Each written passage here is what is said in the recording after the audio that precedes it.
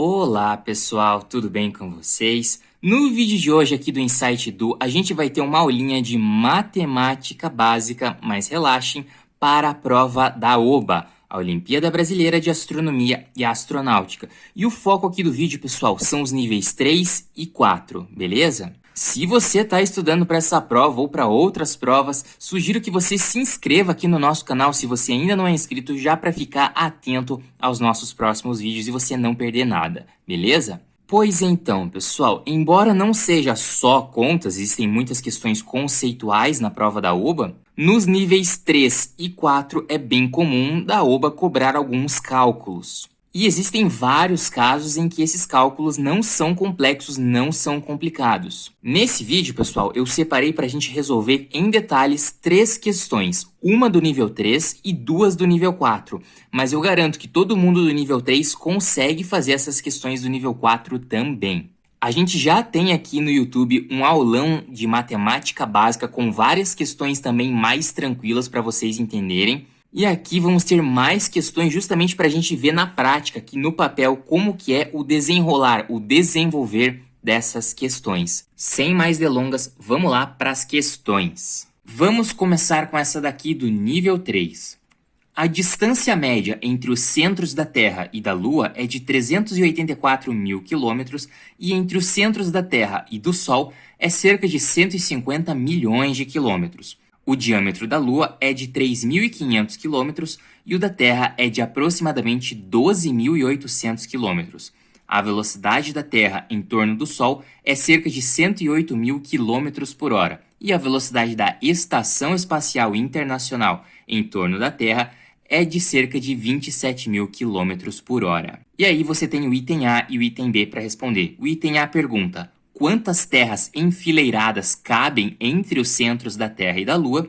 E o item B pergunta quantas vezes a Terra é mais rápida do que a Estação Espacial Internacional. Beleza, pessoal, a questão ali, o enunciado, deu vários dados pra gente. Deu a distância entre a Terra e a Lua, a distância entre a Terra e o Sol, diâmetro da Lua, diâmetro da Terra, velocidade orbital da Terra, velocidade da Estação Espacial, mas nem tudo ali a gente vai usar o tempo todo. Porque o item A pergunta é bem simples. Quantas terras enfileiradas cabem entre a nossa Terra e a Lua? Veja só, a questão pergunta quantas terras cabem entre o espaço da Terra e da Lua. Então vamos lá, a questão deu pra gente ali a informação de que a gente tem a Terra e a gente também tem a Lua. Eu vou desenhar a Lua menor aqui porque a Terra é bem maior do que a Lua. E esses dois, eles estão separados por uma distância de aproximadamente, 384 mil quilômetros, beleza? Então essa é a distância entre a Terra, eu vou colocar aqui T de Terra e L de Lua, certo? Mas a distância é 384 mil quilômetros. E a pergunta é, quantas terras enfileiradas cabem aqui no meio? Então imagina que vou colocar vários planetas Terra aqui no meio, eu não sei quantos, e é justamente isso que a questão pergunta, quantos cabem? Mas para eu saber isso, eu preciso saber qual que é o tamanho da Terra, qual que é o diâmetro, melhor dizendo, da Terra, a distância aqui que vai ocupar. E a questão deu isso pra gente, ela deu pra gente, pessoal, que o diâmetro aqui, então, de um lado ao outro aqui, pessoal, a largura, digamos assim, dessa bola, desse círculo, é de quanto? 12.800 quilômetros. E uma dica, sempre que a OBA pergunta quantas terras cabem nesse espaço, quantos não sei o que cabem em tal lugar, essa questão de caber, geralmente você vai ter que pegar o número maior e dividir pelo número menor. Mas aqui eu quero que você entenda que eu estou pegando essa distância total e vou dividir pelo tamanho da Terra, pelo diâmetro da Terra. E agora é só a gente montar essa conta aqui, pessoal. É 384 mil, que é a distância entre a Terra e a Lua, dividido por 12.800, que é justamente o diâmetro aí da Terra. E é só a gente fazer essa divisão. Muitas vezes na escola você aprende a fazer a divisão assim. Você coloca o número aqui, que é o numerador, e coloca aqui logo em seguida entre chaves o divisor, que seria o 12.800. E se você for tentar pensar aqui, pode ser que fique um pouquinho difícil. Por isso, qual que é a ideia aqui, pessoal? A ideia é a gente pensar em simplificar sempre que pode. Como assim? Eu tenho um monte de zeros aqui em cima e alguns zeros aqui embaixo, e eu vou conseguir simplificar, eu vou cortar. Na prática, o que eu estou fazendo é dividindo por 10 em cima e dividindo por 10 embaixo. Quando eu divido os números aqui da fração pelo mesmo valor, então, vamos supor que eu vou dividir isso aqui por 10, isso aqui por 10, o valor da divisão da fração permanece o mesmo. Então, esse zero corta com esse zero, eu dividi por 10 e dá para fazer isso de novo, né? Divide aqui, divide aqui. Eu simplifiquei. E como que ficou? Veja que eu não fiz nada demais até agora. Vai ficar o 3.840, que é o que sobrou, né? Que é o que a gente já tinha, dividido por 128. Aqui você até pode fazer a divisão direta da forma tradicional, mas ainda vai dar um trabalhinho. Mas se você quiser, veja que 128, 384, esse número começa com 1, esse número começa com 3, dá pra gente tentar. Mas eu quero que você pense, pessoal, que assim como a gente dividiu aqui em cima e embaixo por 10 e simplificou, a gente pode fazer isso de novo, não precisa ser por 10. O que eu gosto de pensar? Esse número aqui de cima é par, e o de baixo é par também, quer dizer que eu posso dividir os dois números por 2. E dividir por 2 é a metade. Metade de 128, vamos lá que é mais fácil. Bom, é 64, certo? E metade de 3.840, bom, metade de 3.800 vai ser 1.900, só que tem o 40 aqui, então é 1.920, né, pessoal? 1.920. De novo, eu posso fazer a divisão, mas eu gosto de lembrar vocês que dá para você simplificar isso aqui se o número for um tanto feio. Vai fazendo essa divisão aos pouquinhos mesmo. Você pode fazer direto, nesse caso aqui não era tão difícil, apesar do número aqui do divisor ser grande, mas vamos tentar simplificar até onde dá. Metade de 1920 vai ser 960, certo? Eu estou dividindo por 2 de novo, porque ainda dá.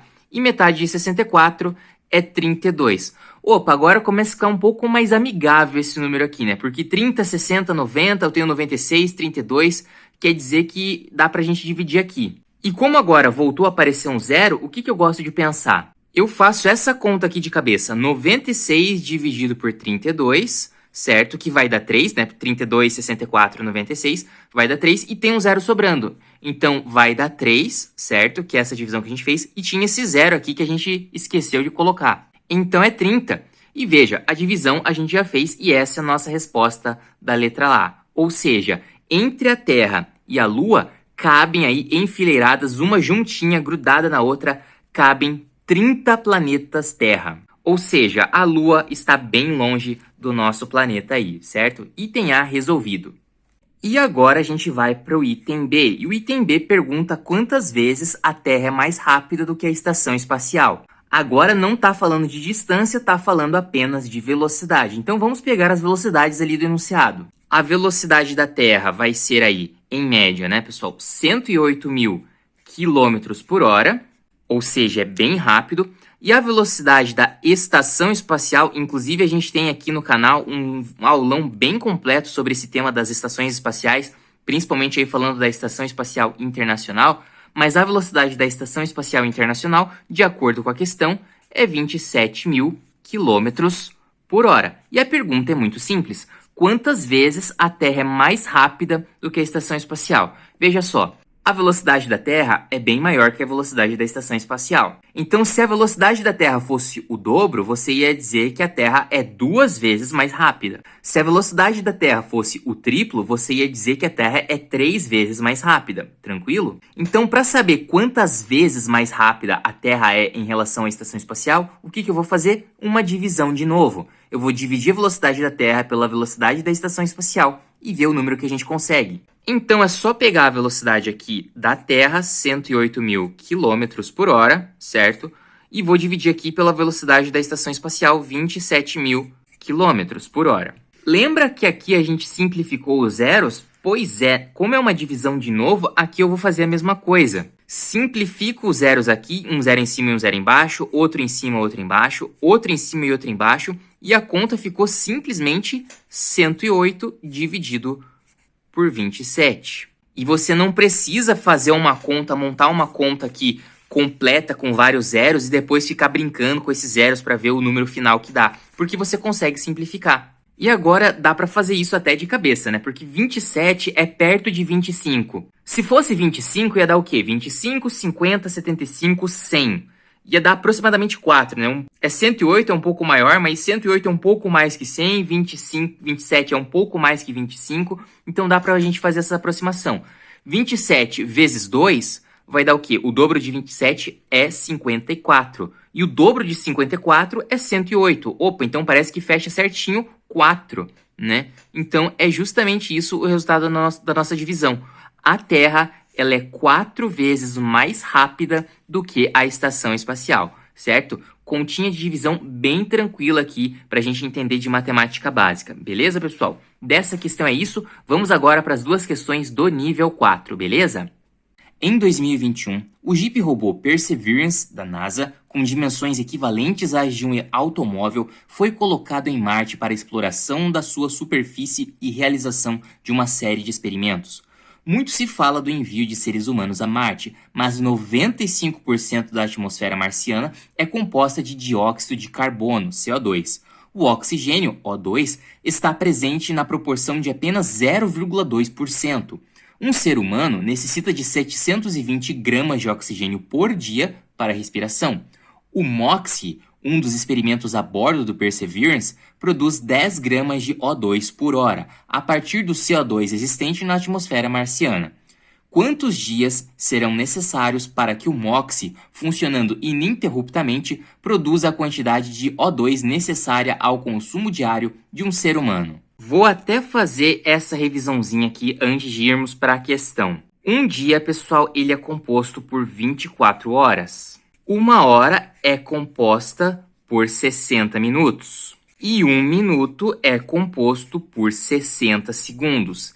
Então, é importantíssimo nas questões da OBA, e não só na prova da OBA, mas em outros lugares também, você fazer essa conversão aqui numa boa. Transformar dia em minutos, transformar minutos em dias, certo? Se eu perguntar para você quantos minutos tem 6 dias, o que você ia fazer? Você ia pensar, bom, 6 dias, certo? Mas para converter para horas, porque eu vou converter para hora, depois para minuto e depois para... Desculpe, pessoal, eu coloquei minutos aqui, mas é segundos. Ó, eu dando bobeira aqui. 6 dias, cada dia tem 24 horas. Então, 6 vezes 24 vai me dar o número de horas. Mas eu não quero horas, eu quero segundos, por exemplo. Cada hora eu sei que tem 60 minutos. Então, isso aqui, essa multiplicação toda, vai dar aqui pra gente qual que é a quantidade de minutos desses 6 dias. Mas se eu não quiser minutos, eu quiser segundos, eu vou ter que multiplicar por 60 de novo. Então, seria 6 vezes 24 vezes 60 vezes 60.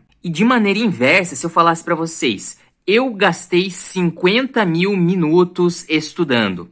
Quanto tempo em dias, por exemplo, eu gastei, considerando o dia inteiro aí de 24 horas? O que você teria que fazer para transformar esses 50 mil segundos em dias? É o processo inverso, né? Como 60 segundos é a mesma coisa que um minuto, você teria que dividir por 60 para chegar ali na quantidade de minutos, dividir por 60 de novo para chegar em horas e dividir por 24 para chegar em dias. Então você teria que dividir por 60, teria que dividir por 60 e teria que dividir por 24. O resultado dessa conta aqui, eu coloquei a multiplicação aqui embaixo, porque o 50 mil ele vai ser dividido por cada um desses caras aqui embaixo. Então eu posso escrever desse jeito, tá? Fica a dica. Esse valor aqui daria a quantidade de dias, que correspondem a esses 50 mil minutos. Vamos voltar para a questão. E a questão fala do MOXIE, que é um aparelho que fica ali junto com o Perseverance, que é o Jeep, que transforma o CO2, que tem muito, né, é muito presente na atmosfera de Marte, é bem comum, transforma isso em oxigênio, em gás oxigênio que o ser humano consegue respirar. E o MOXIE, pessoal, ele produz o quê? 10 gramas de oxigênio, né, de gás oxigênio, de O2, por hora. Então, se em 1 hora ele produz 10, em 2 horas ele vai produzir 20, certo? Vamos pensar o seguinte, a questão pergunta quantos dias demora para o MOXIE produzir o suficiente para um ser humano respirar durante um dia. E bem, a questão falou que o ser humano precisa de 720 gramas de oxigênio, de gás oxigênio, para respirar ali, isso considerando um dia apenas. Então, quanto tempo demora para esse aparelho MOXIE produzir aqui os 720, sendo que ele produz 10 por hora? 10 por hora. Lembra que o dia tem 24 horas. Então, se eu multiplicar esse valor aqui por 24, vai dar o quê? 10 vezes 24 vai dar 240 gramas, já que é 10 gramas por hora. Ou seja, o que o MOXIE produz de oxigênio é 220 gramas por dia, certo? Eu vou até colocar aqui menor por dia. Bom, já fica claro pra gente que esse 240 aqui que o MOXIE produz no dia não é o suficiente para fazer um ser humano respirar durante um dia inteiro, já que o ser humano precisa de 720 por dia. E é justamente o que a questão pergunta. Quantos dias demora para o MOXIE produzir a quantidade necessária para o ser humano sobreviver em um dia? A quantidade necessária para o ser humano respirar por um dia. É só eu fazer mais uma divisão. 720 é o total, certo? 720 é o total. E eu vou dividir pela quantidade que é produzida por dia, 240. E eu vou fazer o mesmo esquema das simplificações. Eu tenho um zero aqui e um zero aqui, eu posso cortar, então isso vai ficar apenas 72 sobre 24. E dá para você fazer essa conta aqui direto sem nenhum problema. 24 é perto de 25, então 25, 50, 75. 75 é perto de 72. Você ia chegar aqui, isso aqui é 3. Mas se por acaso ainda fosse um número meio grande, lembra daquela estratégia de ir dividindo aos poucos. Os dois são pares, então eu vou pegar metade dos dois.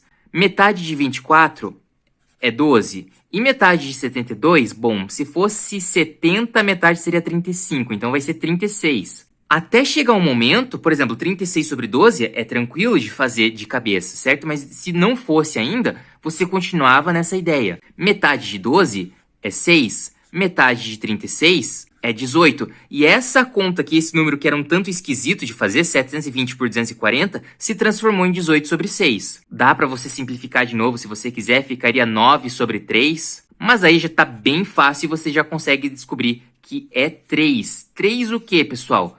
3 dias. Se o MOXIE produz 240 gramas de gás oxigênio em um dia, em 3 dias ele vai produzir os 720, que é o que o ser humano precisa para sobreviver durante um dia, né? A quantidade de oxigênio que ele precisa. E a questão é só isso, está já resolvida, pessoal. Nível 4, hein?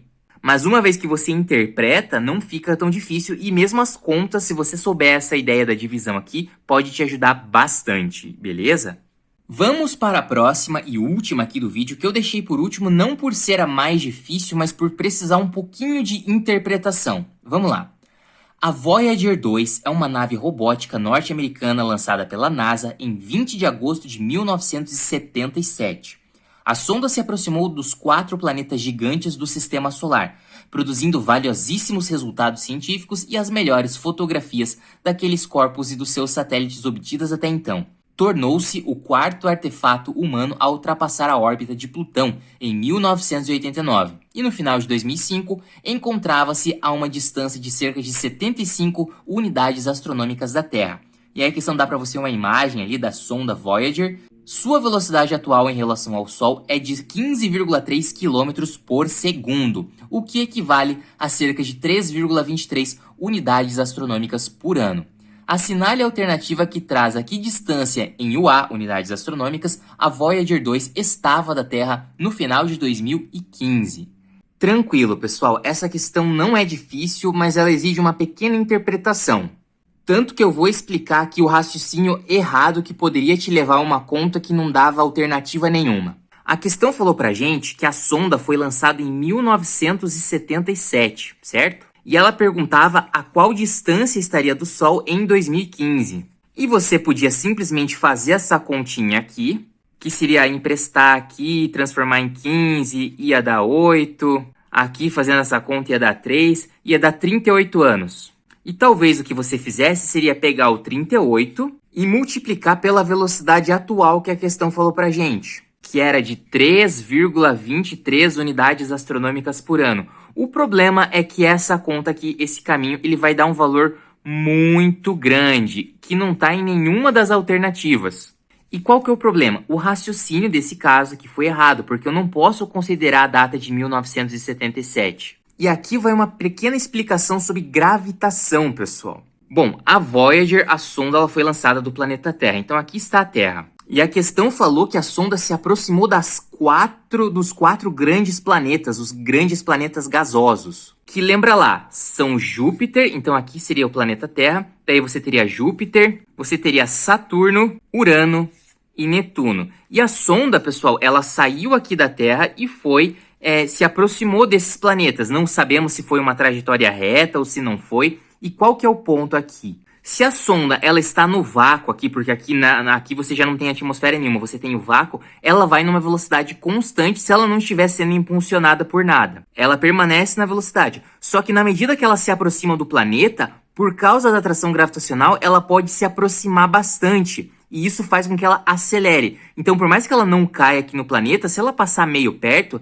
ela já dá uma acelerada. Mesma coisa aqui, passou por Saturno, dá uma acelerada. Claro que essa órbita aqui foi muito bem calculada, a gente não sabe ali, a questão não forneceu pra gente se tinha algum tipo de propulsor ali que ajeitava a trajetória da sonda, certo? A gente não sabe, mas a gente sabe que essa sonda ela pode ter tido uma variação na velocidade. Então, quando ela foi lançada, ela não foi lançada àquela velocidade ali que a gente viu de 3,23 unidades astronômicas por ano, que seria bastante coisa. Então tudo leva a crer que ela foi acelerando na medida em que ela aproximava desses planetas, por causa da força gravitacional. Ainda que a sonda não tenha caído, mas só o fato de chegar meio perto, ela já acelerava. E o que importa pra gente é o que a afirmação disse ali sobre 2005. Então vamos lá, pessoal. 1977, a sonda foi lançada. Passou pelos planetas, pelos gigantes gasosos, e em 1989 foi além de Plutão. E daí, lá em 2005, a questão falou que a sonda estava a 75 unidades astronômicas de distância em relação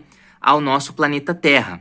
E que nesse momento, a velocidade, aqui eu vou colocar a velocidade, era 3,23 unidades astronômicas por ano. Isso aqui é uma velocidade? É, pessoal, velocidade é distância dividido por tempo. No caso, distância, que é a unidade astronômica, é uma unidade de distância, por tempo, que é o ano. Se você quiser fazer as contas, você vai ver que não vai bater. Como assim? Aqui, quando a sonda foi lançada, ela estava a 0 unidades astronômicas de distância. Ela ainda estava no planeta Terra.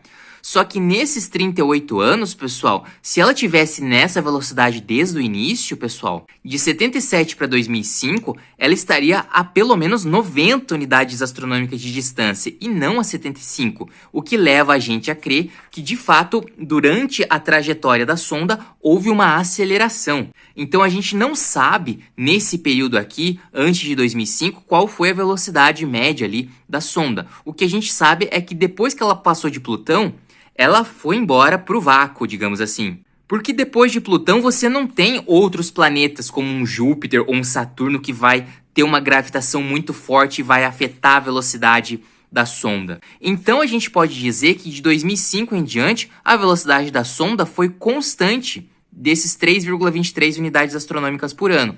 E a questão pergunta a que distância a sonda vai estar em 2015, que é justamente o que a gente tem que saber. Mas isso é tranquilo. Tanto que eu vou fazer até de cabeça para vocês entenderem que a conta não é complicada. De 2005 para 2015 se passaram quantos anos? Se passaram aqui 10 anos, certo, pessoal? Isso aí é tranquilo, 10 anos. E multiplicar por 10 é fácil, porque se a cada ano a sonda anda essa quantidade, se move essa quantidade, em 10 anos ela vai andar quanto?